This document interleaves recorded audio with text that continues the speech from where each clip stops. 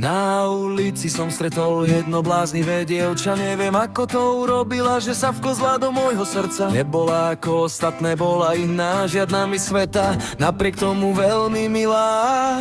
Jej úsmev a jej smiech, nesmiať sa s ňou, bol by to asi hriech.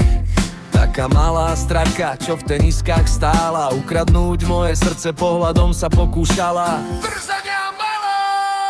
Žiadne malé dievča, ale krásna žena, s pohľadom, čo hovorí, nedám. Ten úsmev na perách tak hraví, každý jej krok ma láka, baví. To dievča šibnuté malé, s úsmevom na perách jahodu mi podávala, stále sa usmievala, jahody sladké predávala.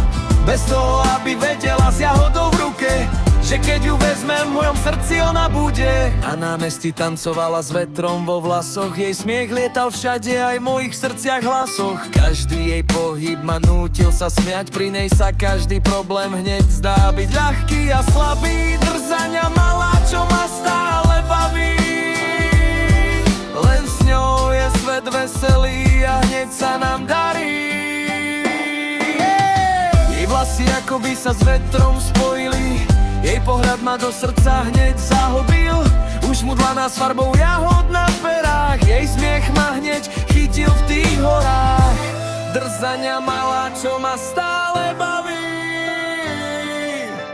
pri nej sa každý deň hneď usmieva a žiari. Stojí tam stále so stánkom, čo je tak sladký, a ja každý deň chodím kúpiť trochu tej lásky. Ja ho toľko, že do konca života ich budem mať, budem chodiť stále, kým všetky nepredá nám. Až kúpim všetky, snáď odvaha príde, pretože viem, že len s túto drzaňou život vyjde. Tak daj mi poslednú jahodu, čo máš tu, nebuď taká, pridaj aj svoju lásku ku. S úsmevom na perách,